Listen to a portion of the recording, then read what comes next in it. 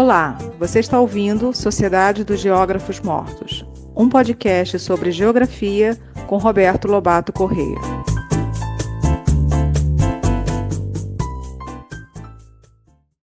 Boa tarde, gente. Muito boa tarde. Vamos ver o nosso 10º episódio da segunda temporada Espaço Cultura. Hoje nós vamos ver um pouco sobre lugares, mas que são vistos, considerados, olhados, enxergados sob outro prisma. Também de significações calcadas em práticas sociais. Este episódio intitula-se Lugares da Retórica e Lugares Vernaculares. Em inglês, Rhetorical Topoi e Vernacular Topoi. Topoi vem do grego, lugar. Lugar da retórica e lugar vernacular. A retórica, nós sabemos, é aquele conjunto de procedimentos linguísticos, gestuais, que são empregados por todos nós para valer as nossas ideias. Vernacular vem do latim vernacula, que quer dizer o povo, que quer dizer, na origem, o escravo, que na Roma imperial morava no sótão da casa do proprietário, do senhor. Mas a palavra vernácula perdeu esse sentido. Quantas e quantas palavras não perdem o sentido original com a qual ela foi criada e difundida? Ela passa a significar coisas próximas da verdade, mas não mais a mesma coisa. Vernácula não foi abandonado. Vernácula significa aquilo que está associado ao povo. Numa faculdade de letras, tem departamentos de língua inglesa, germânica, neolatinas, russo, árabe, o que for. Mas, via de regra, tem com esse nome, mas sempre existe um departamento da língua portuguesa. Claro, em muitos casos intitula-se Departamento da Língua Vernacular, da língua do povo, daquele lugar. E aí fica claro, começa a ficar claro a diferença que há entre lugares da retórica, rhetorical topoi, e lugares vernaculares, vernacular topoi. Porém, esses dois termos eu os encontrei ao analisar, ler algumas partes de um livro de uma arquiteta historiadora, Christine Boyer, no começo dos anos 90, chamado, em português, A Cidade da Memória Coletiva, The City of Collective Memory, no qual o conceito de lugar da retórica e lugar vernacular é secundário. Você não encontra nenhum capítulo ou subcapítulo com essa rubrica.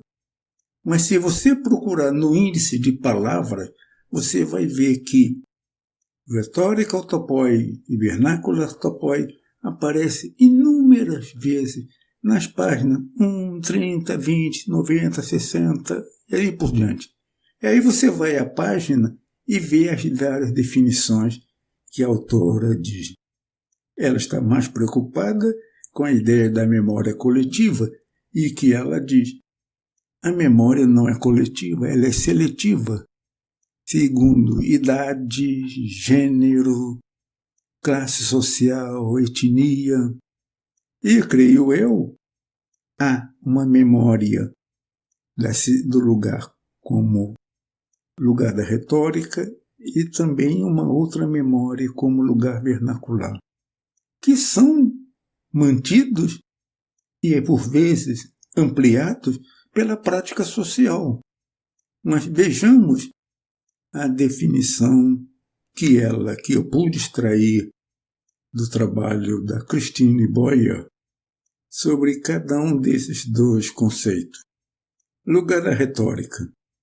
São aqueles lugares, via de regras, monumentais, dotados de uma enorme centralidade no interior do espaço urbano, onde coexistem a catedral, palácio do governo, principais ou alguns dos principais prédios públicos, mas que é o lugar onde se fazem manifestações públicas, oficiais, celebrando datas nacionais ou municipais, onde se celebra o grande mito fundador do país. Os heróis nacionais são ali celebrados e onde se realizam paradas militares com toda pompa. É um lugar da parada, é um lugar da festa do Dia da Nação, do Dia da Independência. E é nesses lugares que existe um conjunto de práticas discursivas de toda ordem, para desenvolver na população e, sobretudo, nos jovens, o amor pela pátria, o respeito aos símbolos do país, aos heróis nacionais. É o lugar da retórica. Isso existe em todo lugar, em qualquer país. O lugar da retórica. O lugar vernacular é aquele lugar que, via de regra, não tem a centralidade locacional do lugar da retórica. Ele pode estar numa zona periférica ao centro ou um pouco mais afastado do centro. É o lugar onde uma população subalterna se reúne em bares, em praça pública, é onde se formam grupos de músicos que criam a música popular, é onde juntam-se aquelas pessoas da cultura vernacular, ensinando aos outros e, sobretudo, aos jovens, a cultura popular, seja ela qual for. Mas é nesses lugares vernaculares que muitas vezes aparecem as condições iniciais de protesto, de contestação, de ação política, em oposição aos lugares da retórica. É o lugar do povo, das festas populares, das brigas entre grupos locais, onde a polícia entra pesadamente. Lugares da retórica e lugares vernaculares falam das diferenças e das contradições em uma sociedade do mundo moderno. A sociedade capitalista, para o geógrafo, é interessante adicionar a isso, não apenas descobrir isso e descrever a natureza e o funcionamento desses dois lugares, da retórica e vernacular, mas ver as relações espaciais entre eles no que diz respeito ao tempo e ao espaço, face à superposição ou justaposição entre eles. Há lugares em que se superpõem o caráter retórico e o caráter vernacular, mas em tempos diferentes. Há uma superposição espacial, uma justaposição temporal. E há cidades onde o lugar da retórica e os lugares vernaculares estão justapostos no tempo e no espaço. E o que significa isso? A superposição significa a força daquele lugar, que concentra a retórica das classes dominantes e de seu aparelho de Estado e aspectos do movimento popular. Esta é uma questão para o geógrafo estudar. Que lugares da retórica e lugares vernaculares nós podemos encontrar para cidades como Rio de Janeiro, São Paulo, Salvador, Recife, Belém? Em Brasília existem lugares da retórica e lugares vernaculares? E Belo Horizonte, Porto Alegre, Curitiba, Goiânia, Fortaleza, etc., etc. E qual é a espacialidade desse movimento? O que significa a localização de cada um desses tipos de lugares?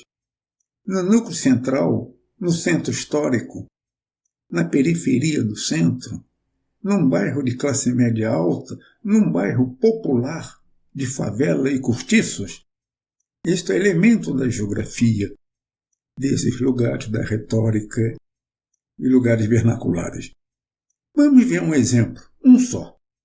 É o exemplo que eu gosto muito da Praça de Mayo, da Praça de Maio, em Buenos Aires.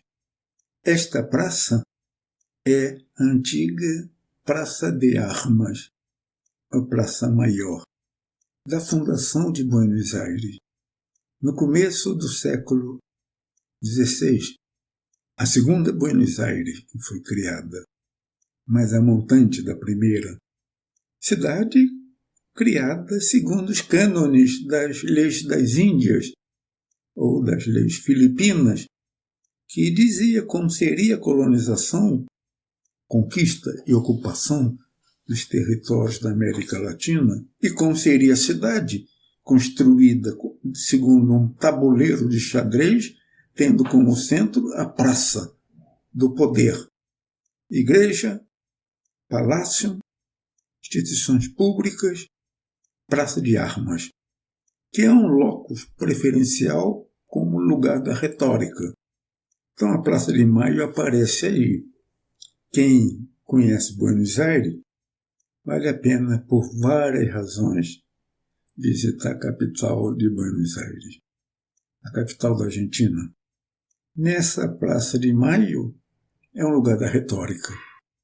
Ali está a Casa Rosada, que é o Palácio Presidencial.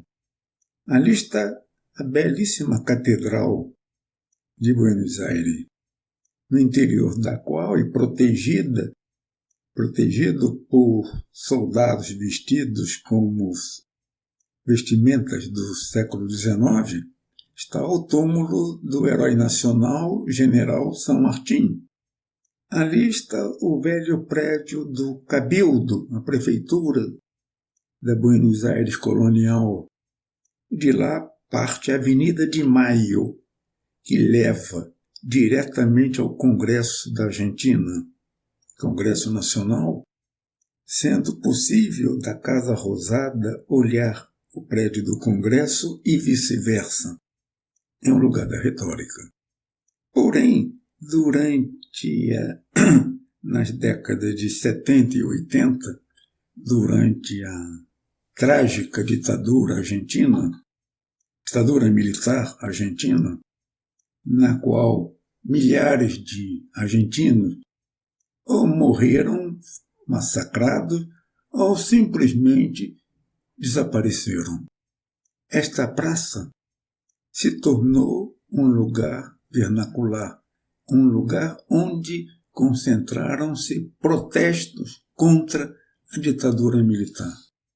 Muitas mães de filhos, esposas, parentes de desaparecidos passaram a se concentrar ali toda semana, no mesmo dia, na mesma hora, para protestar, querendo notícias sobre seus entes desaparecidos.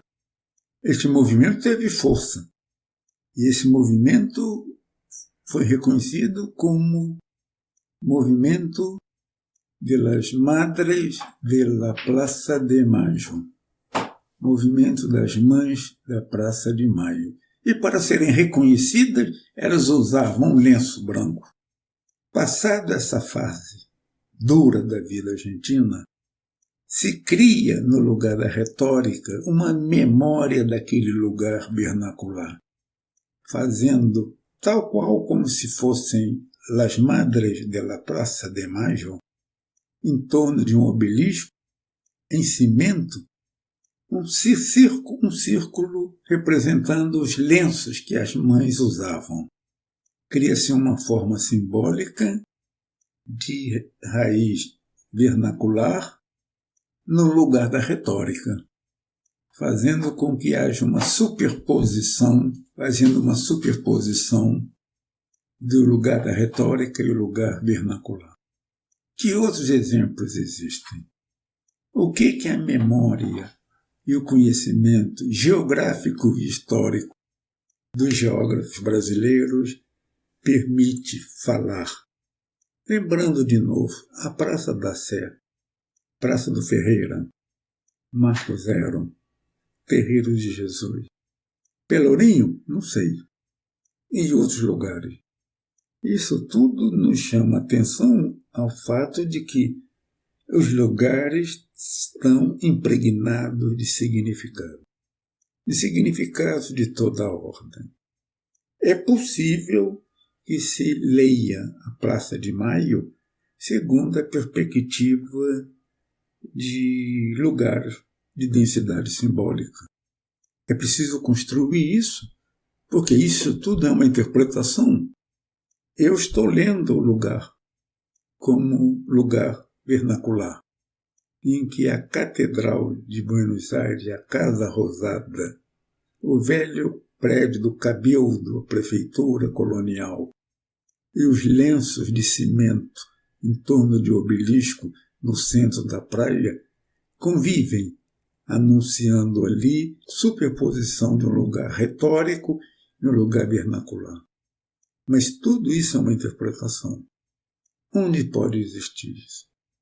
O Zócalo pode ser lido como lugar da retórica e um lugar vernacular? Seguramente. Da mesma maneira que Tiananmen, que é a Praça da República, vistos no episódio anterior, é preciso que o geógrafo faça um esforço para ler uma mesma realidade segundo olhares diferentes. Como está no livro Olhares Geográficos, modos de ver e viver o espaço. Sobretudo no que nos interessa agora, modo de ver diferentemente o espaço, porque ele é vivido diferentemente pelos diferentes grupos sociais que habitam a cidade.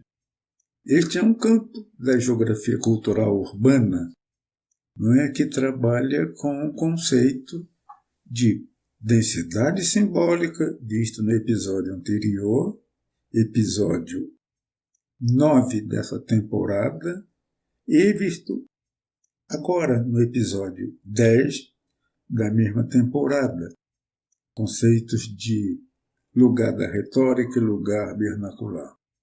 É preciso avançar, quem sabe até a partir de muita leitura e muitos estudos empíricos bem consolidados, fazer novas proposições que não são tiradas do bolso do colete às pressas, mas que são fruto de uma longa reflexão apoiadas em estudos empíricos. Esta é uma perspectiva extremamente importante para a geografia cultural. Vou ficar por aqui. Boa tarde a todos. Até a próxima.